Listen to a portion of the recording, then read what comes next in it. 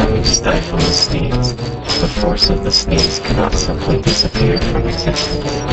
It must manifest elsewhere, often causing a small creature to explode, or a chef's hat to fly off into the air. The chef's hat. Why is it shaped like a mushroom cloud? Because they both sure can cook. And why is a mushroom cloud shaped like a mushroom? Not many people know this, but out in the forest, right where every mushroom grows, there used to be a tiny Japanese city, so tiny that even baby Lil can commit accidental genocide just by taking a poop without looking.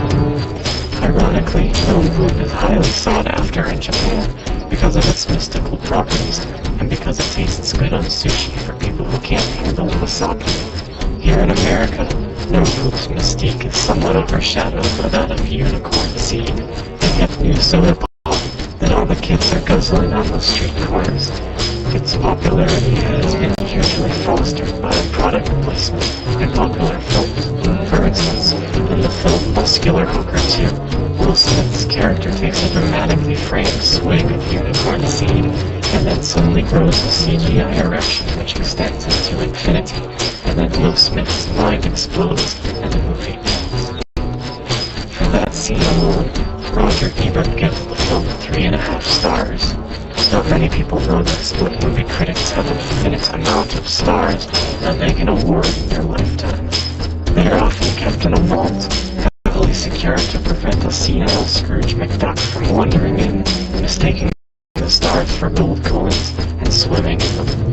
This is for Scrooge's own protection, as the stars have sharp edges which would lacerate his body into a bloody feathered pulp.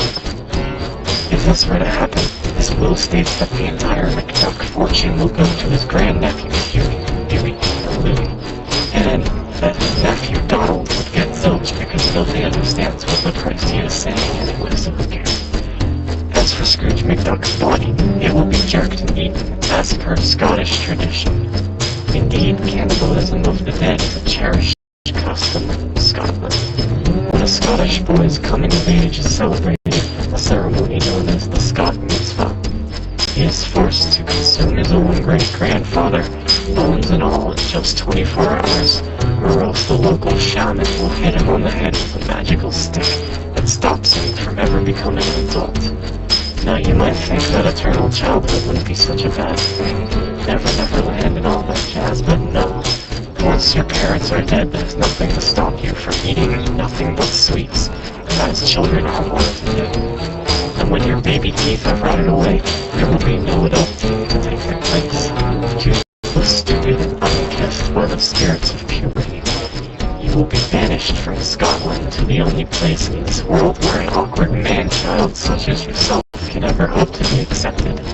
Ireland. You will live as a leprechaun. You will don a false beard and a green bowler and stand on the streets jabbering about a non-existent pot of gold. When darkness falls, you will sleep in an alley on a bed of night soil clutching a potato, which will be your surrogate mother. If you are found by leprechaun poachers, your only hope for escape is to mesmerize them with a sprightly leprechaun jig, and then stab their eyes out with your leprechaun stiletto. Then you must run away to find another Irish hamlet, and the cycle will repeat forever until one of three things happens. 1. The poachers get too smart for you. 2. You starve to death. 3. The stifled sneeze of a distant someone causes you to explode. And